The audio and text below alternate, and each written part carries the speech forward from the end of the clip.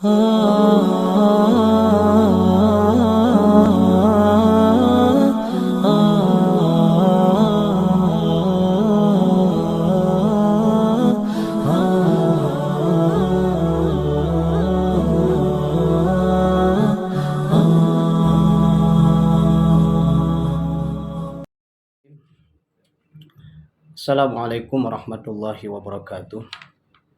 Alhamdulillah, amsayna wa amsal mulku lillahi walhamdulillahi la syarikalah, la ilaha illahu wa ilaihin nusyur.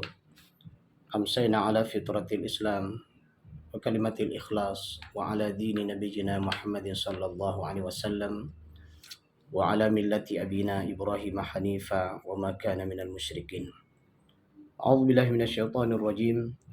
Kullu nafsin dha'iqatul maut wa innama tuwaffawna ujurakum yawmal qiyamah faman zuhziha 'anil nar wa udkhilal jannata faqad faz wa mal hayatud dunya illa mata'ul ghurur. A'udzu billahi minasyaitonir rajim. Innaka mayyitun wa innahum mayyitun. Para pendengar Pro1 RRI Lusmawe dimanapun berada yang dirahmati Allah Subhanahu wa taala. Insyaallah pada kesempatan berbahagia ini kita akan menyampaikan tausiah kita dengan tema adalah zikrul maut. Kematian adalah merupakan salah satu perkara, salah satu hal, salah satu kejadian yang akan dialami oleh setiap yang bernyawa atau setiap yang hidup. Jadi setiap yang hidup pasti akan merasakan mati. Dan ketahuilah bahwa kematian itu bukanlah akhir sebuah perjalanan, melainkan kematian itu adalah sebagai gerbang awal seseorang menuju pada kehidupan di akhirat nantinya. Maka oleh karena itu penting rasanya kita senantiasa membahas tentang zikrul maut ini. Kemudian juga sebagaimana dalam sebuah hadis Rasulullah sallallahu alaihi wasallam, Rasul bersabda, "Perbanyak olehmu mengingat pelepas daripada segala kelezatan, yaitu kematian." Ketahuilah ketika kematian datang pada seseorang yang sebelumnya dia memiliki pangkat dan jabatan, maka selesailah pangkat dan jabatan tersebut. Ketika kematian datang pada seseorang yang sebelumnya dia memiliki harta yang berlimpah, kehidupan yang mewah dan megah, maka ketika kematian menghampirinya, maka selesailah semua kemegahan dan kemewahan yang dia miliki itu. Begitulah selanjutnya seseorang yang memiliki fisik yang kuat atau ganteng lah kalau laki-laki, dan yang cantik ya perempuan. Tapi ketika kematian menyapanya, maka selesailah kegantengannya dan selesailah cantiknya. Selesai semua itu. Nah, maka oleh karena itu juga dalam sebuah hadis bagaimana Rasulullah menyampaikan kepada para sahabatnya, memberitahukan kepada para sahabatnya, "Tahukah kalian siapakah orang yang paling cerdas?" Maka Rasulullah mengatakan, orang yang paling cerdas itu adalah orang yang ingat mati. Kemudian berusaha beramal setelah kematiannya dan berusaha menjadi pribadi yang menahan diri tidak berbuat jahat. Nah, ini juga bagian dari hal yang sangat penting untuk kita bicarakan, karena Rasulullah juga menggolongkan orang-orang yang cerdas itu adalah orang yang ingat mati, menahan diri tidak berbuat maksiat, kemudian senantiasa mempersiapkan amalnya, yang amal tersebut itu bermanfaat setelah kematiannya. Indah sekali ketika kita membaca ayat-ayat dan hadis Rasulullah sallallahu alaihi wasallam tentang kematian ini.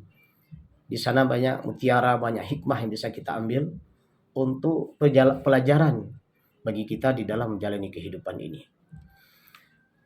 Sebagaimana kita sampaikan tadi bahwa kematian itu adalah sesuatu yang pasti akan menyapa, akan berjumpa dengan setiap yang bernyawa, yang masih hidup ini.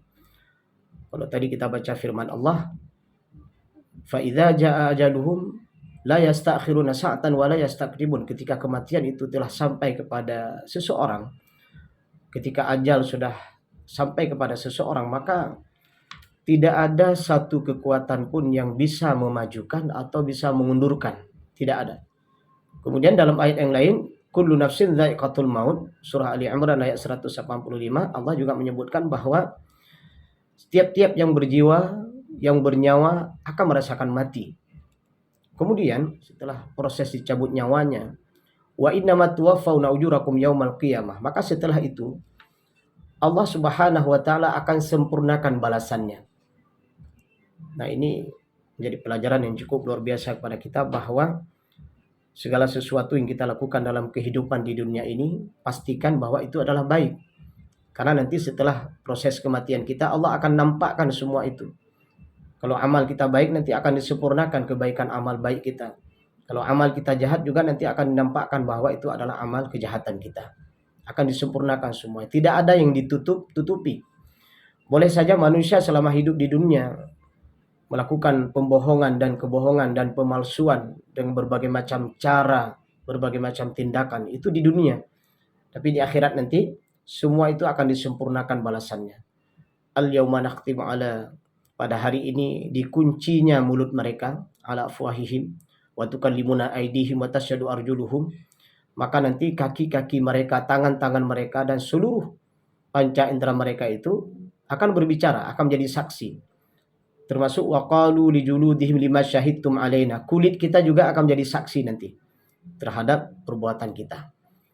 Maka begitulah indahnya, begitulah luar biasanya ketika kita mengingat kematian, maka seseorang itu akan berusaha beramal baik. Karena nanti di akhirat akan disempurnakan. Faman zuhziha 'anil nar wa udkhilal jannah.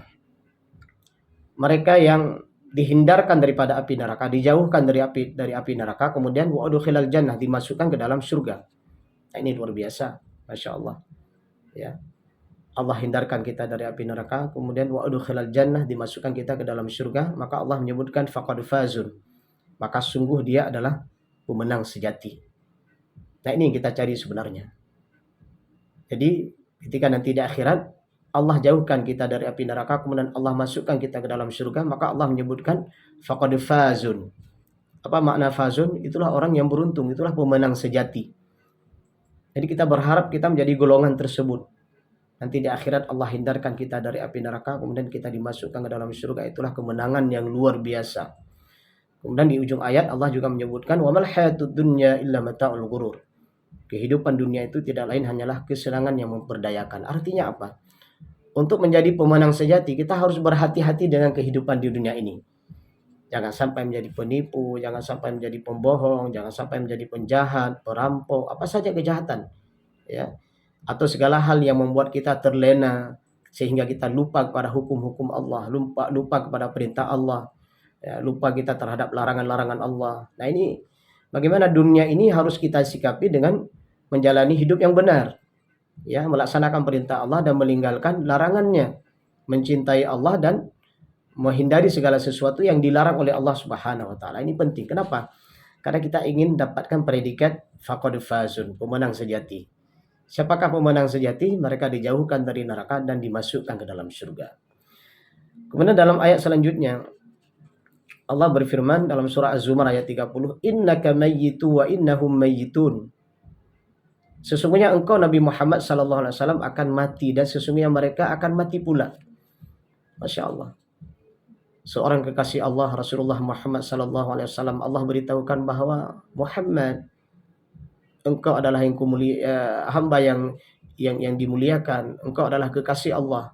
Tapi juga engkau akan mati dan mereka juga akan mati. Ya. Nah, ini semakin menambah pemahaman dan ingat kita bahwa bagaimana semua yang hidup ya akan didatangi yang namanya kematian. Jadi dengan bahasa lain, kematian itu tidak pandang bulu. Nah, jangan sampai ada orang yang merasa bahwa aku orang yang punya pangkat dan jabatan, aku tidak akan mati. Oh, tidak. Aku orang yang punya harta yang melimpah, hidup dalam kemewahan, aku tidak akan mati. Oh, tidak. Ya, semua akan mati. Maka ketika kita mengingat kematian ini, maka semua apa yang kita miliki dalam hidup ini itu tidak ada apa-apanya. Ya, sebagaimana kita sampaikan di awal tadi, harta, pangkat, jabatan, kegantengan, kecantikan, apapun yang kita miliki itu ternyata tidak ada apa-apanya. Maka dalam sebuah hadis Rasul menyebutkan ketika seseorang diantarkan ke kuburan, itu ada 3 perkara yang ikut bersamanya. Hartanya, keluarganya, dan amalnya. Ini dalam sebuah hadis sahih disebutkan. Maka begitu dia dikuburkan, maka pulanglah 2 perkara, maka tinggallah 1 perkara. Siapa yang pulang? Harta dan keluarga. Siapa yang tinggal? Amalnya. Nah, inilah harus kita fikirkan dalam perjalanan kehidupan ini, bagaimana kita bisa memformat semua yang kita miliki itu. Ya, apapun bentuknya, apakah itu kekuasaan, ya, apakah itu pangkat, jabatan, harta, bahkan keluarga kita, ya, keluarga kita, anak-anak kita, istri kita, kehidupan kita dalam bermasyarakat, semua yang kita miliki. Bagaimana, apa yang harus kita lakukan dengan semua yang kita miliki tersebut? Usahakan semua yang Allah titipkan kepada kita selama kita hidup di dunia, itu bagaimana bisa diarahkan menjadi amal soleh. Masya Allah. Jadi inilah yang orang yang beruntung, inilah orang yang berbahagia. Dia akan menjadi orang yang sangat bersyukur kepada Rabb-Nya. Kenapa? Karena selama hidup di dunia, semua yang telah Allah berikan itu digunakan dalam rangka untuk berbuah amal soleh. Tidak sebaliknya. Karena tidak sedikit orang yang diberikan pangkat dan jabatan, tapi itu berubah menjadi amal jahat. Sehingga itu akan membuat dia tersiksa saat proses sakaratul maut dan bahkan saat ada akhirat nantinya. Tidak sedikit orang yang punya keluarga, tapi keluarga tersebut justru membuat dia semakin jauh dari Rabb-Nya. Ya, melakukan berbagai macam kemaksiatan. Tidak sedikit mereka yang punya pangkat, jabatan, harta, dan apapun yang dia miliki, ternyata semua itu justru mengarahkan dia menjadi orang-orang yang berbuat zalim dan kejahatan. Nah, ini harus kita hindari. Maka kita berusahalah selama hidup di dunia agar semua potensi itu digunakan untuk mencari ridho Allah, berbuah amal soleh. Kenapa? Karena saat kita nanti diantarkan ke kuburan, saat nanti kita dikuburkan, maka semua yang kita miliki selama hidup di dunia itu akan berpisah dengan kita. Maka yang abadi adalah amal soleh kita. Itulah yang akan menemani kita. Kemudian, mari kita juga lihat bagaimana firman Allah di dalam surah An-Nisa ayat 78. Aina ma takunu yudrikumul maut walau kuntum fi buruji musyayyadah.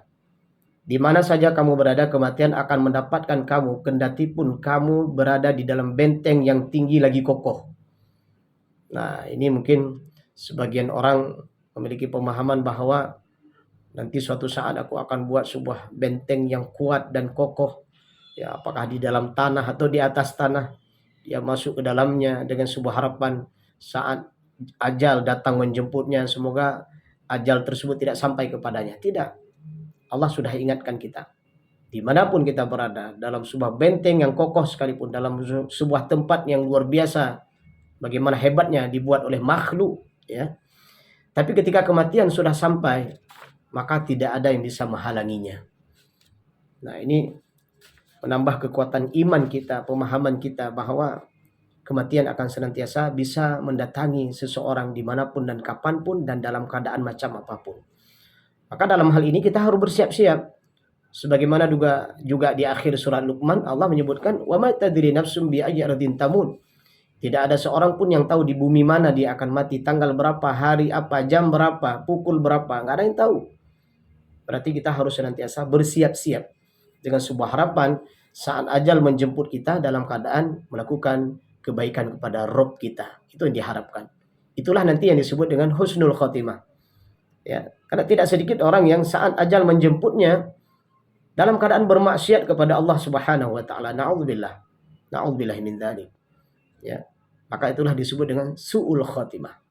Maka berhati-hatilah dalam perjalanan kehidupan kita bahwa setiap detik yang kita lalui itu adalah detik-detik kebaikan. Karena kita tidak tahu di antara detik itu Allah mencabut nyawa kita, maka di sana kalau kita dalam keadaan berbuat baik, maka subhanallah itu adalah bagian daripada tanda husnul khotimah. Kemudian firman Allah dalam surah Al-Waqiah ayat 60, Allah berfirman, nahnu qaddarna bainakumul mauta wa ma nahnu bimasbuqin. Kami telah menentukan kematian di antara kamu dan kami sekali-kali tidak dapat dikalahkan. Nah, ini menjadi dalil bahwa kematian itu adalah sebagai bukti tanda kekuasaan Allah Subhanahu wa taala. Masya Allah. Ya. Inna lillahi wa inna ilaihi raji'un. Kita ini Allah yang ciptakan, kita berasal dari Allah yang telah menciptakan kita, ya. Kemudian wa inna ilaihi raji'un, kita akan kembali kepada Allah. Kaifa takfuruna billahi wa kuntum amwata fa ahyaakum tsumma yumitukum tsumma yuhyikum tsumma ilaihi turja'un. Bagaimana kamu ingkar, ya? Kaifa takfuruna billah, ingkar kepada Allah. Wa Wa kuntum amwata, sebelumnya kamu itu mati, tidak ada. Fa ahyakum, kemudian diciptakan pertama kali. Makna fa ahyakum di sini. Kemudian dimatikan. Nah, kemudian dihidupkan kembali kepada Rabb kita. Nah, sekali lagi ayat yang kita bacakan ini adalah sebagai bukti Allah Maha Kuasa. Allah berkuasa atas makhluknya. Yaitu di sini dibuktikan bagaimana ketika kematian datang tidak ada yang bisa menghalanginya. Dan ayat ini sekali lagi adalah Allah menegaskan bahwa Allah itu berkuasa. Maka jangan sombong. Jangan angkuh di atas permukaan bumi ini. Kenapa? Ketika dicabut nyawa, maka selesailah semua apa yang kita miliki dalam hidup dan kehidupan di dunia ini. Kemudian dalam sebuah hadis Rasulullah SAW yang artinya dari Abdullah, dia berkata Nabi SAW membuat garis segi 4 dan beliau membuat garis di tengahnya. Beliau membuat garis kecil-kecil yang ada di pinggirnya. Nah, Rasulullah kemudian menyebutkan bahwa garis di tengah itu adalah manusia. Sementara garis persegi 4 itu adalah kematian. Sementara garis di samping kiri dan samping kanan itulah cobaan-cobaan yang akan mereka lalui. Nah, ini menunjukkan bahwa kemanapun dia berada, kematian akan mendatanginya. Ini luar biasa. Bagaimana dalam hadis Rasulullah ini, Rasulullah ingatkan kita bahwa Rasulullah menarik garis persegi 4. Beliau sebutkan bahwa garis persegi 4 itu kematian. Kemudian Rasulullah menarik satu garis di tengahnya. Rasulullah menyebutkan ini adalah manusia. Artinya apa? Manusia akan senantiasa diliputi oleh ajalnya yang akan datang menjemputnya. Nah, ini sekaligus juga memberikan pelajaran dan pembelajaran bagi kita bahwa dimanapun dan kapanpun dalam kondisi macam apapun, ajal akan pasti datang menjemput kita. Maka sekali lagi bagaimana kesiapan kita menghadapi ajal tersebut, tentunya dalam keadaan berbuat baik. Dalam hadis yang lain dari Abi Hurairah, sesungguhnya Rasulullah SAW bersabda, umur umatku itu antara 60 sampai 70 tahun dan sangat sedikit di antara mereka yang melewati itu. Hadis riwayat Ibnu Majah. Apa makna dari hadis ini? Ketahuilah bagi mereka yang diberi umur oleh Allah Subhanahu wa taala mencapai 60 tahun, ya. Itu bagian daripada umur yang wanti-wanti. Ya, maka Rasulullah sini menyebutkan sangat sedikit di antara umatku yang melewatinya. Di sini Rasulullah menyebutkan antara 60 dengan 70. Maka Rasulullah itu wafat 63 tahun. Maka bagi mereka yang sudah 60 kemudian melewati 63 sampai 65, 70 ini luar biasa. Artinya Allah berikan bonus yang luar biasa. Artinya ini harus dimanfaatkan untuk kebaikan.